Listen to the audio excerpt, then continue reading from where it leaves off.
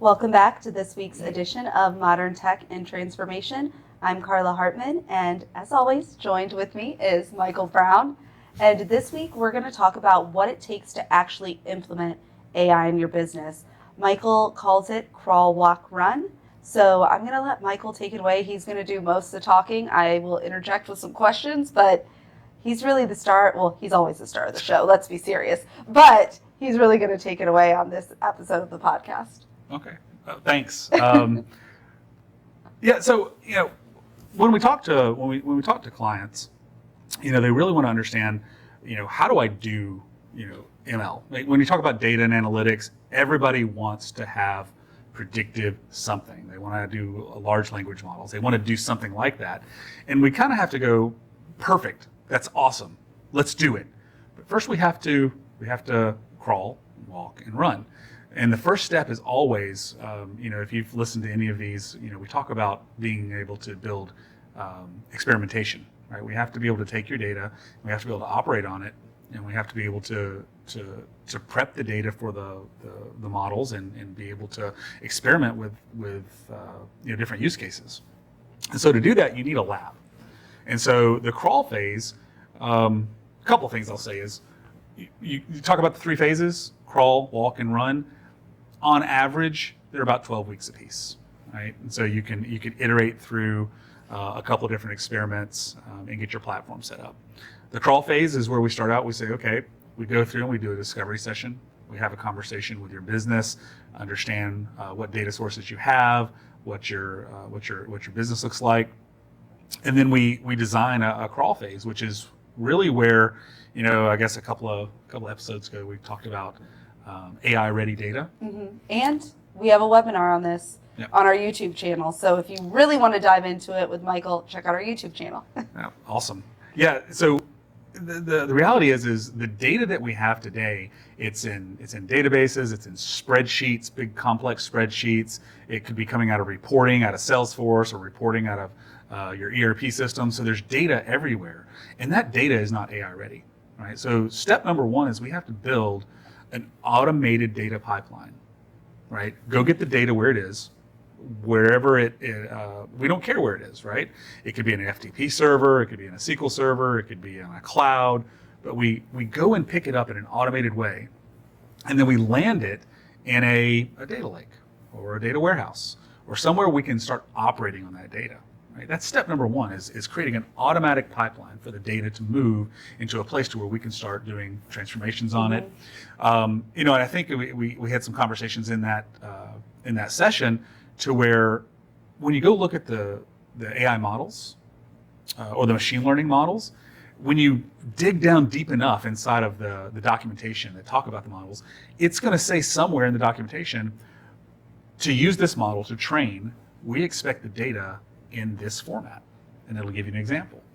And so we go look at your data, and then we go look at the model's data expectations, and we have to build some transformations for that in an automated way. Have you ever seen anyone have their data in the exact format? No. I already knew the answer to that, but absolutely not. And that's okay. Yeah.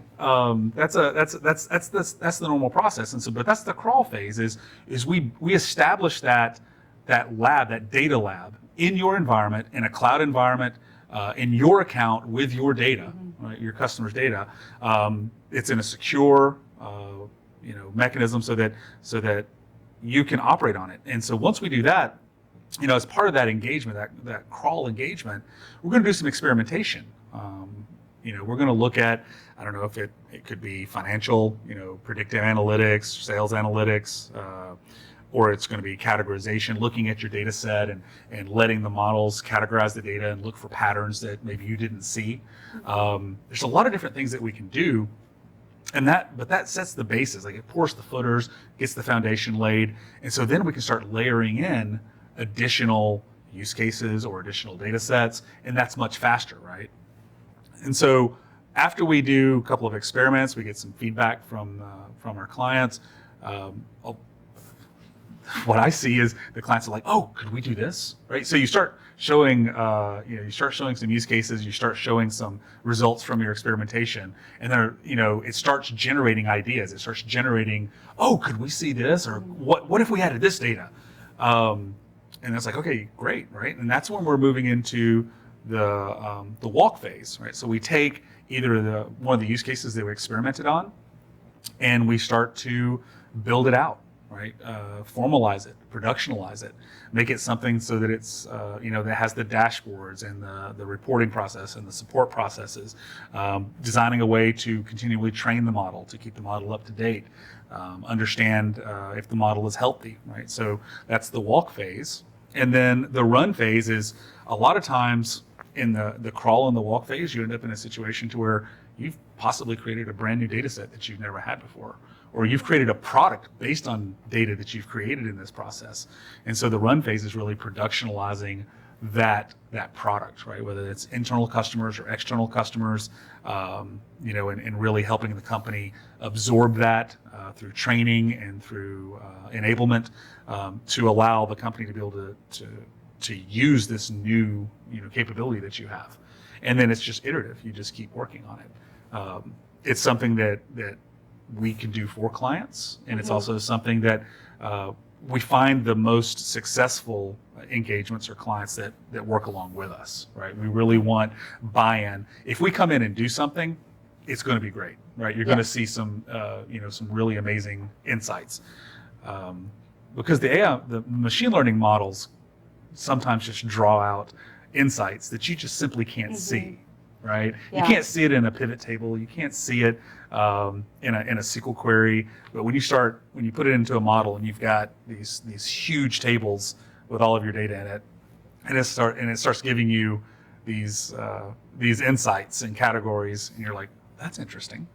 And then you layer the UI on top of Yes. it, and it's then, well, I don't want to call it game-changing AI, but it's a game changer for your business. It is. Because then it's very actionable, very easy to use, and it's an amazing thing that you can do in 9 months on average. But I've seen it done. We built one model, and I think it took us 8 weeks total for a crawl, walk, run. But the data was where we needed it to be. Yeah. But the UI, it looks fantastic. It's going to be such a game changer in efficiency and inventory loss and cost savings for the client we're working with. So it's really exciting. But this just sounds like it's very doable, right? Yeah. I've seen it done in 8 weeks. You said on average 9 months. Yeah. Just and amazing. That's from absolutely nothing to production grade, with AI, with support, with training. It's really about getting started and starting to really think about what the use cases are for your business, for what you're doing. And a lot of times we talk about predictive something, predictive this. There's a lot more that we can do, right? Especially with the large language models. I think we talked in a previous session, about some of the cloud events that happened.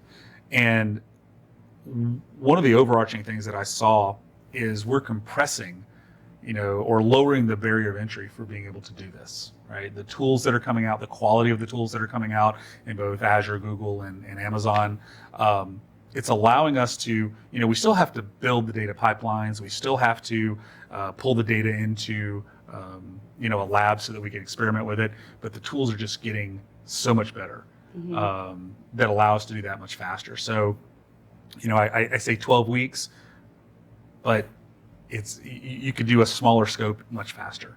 One of the things I'd mentioned to you, we had quoted a project earlier this year to be able to do the qual walk run. And, this particular scope was it's like $300,000, ballpark.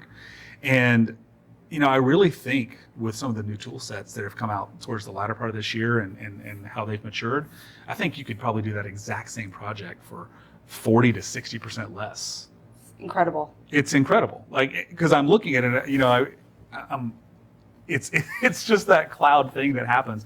You go in and you build something. You find a hole in the cloud provider's capability, and you go and you build something around it, and you're really, really proud of it. and then the next day the cloud just releases the same thing that you spent 6 months on for free. Yeah. It happens over and over again, and I think that's the same thing that's happening in AI and ML.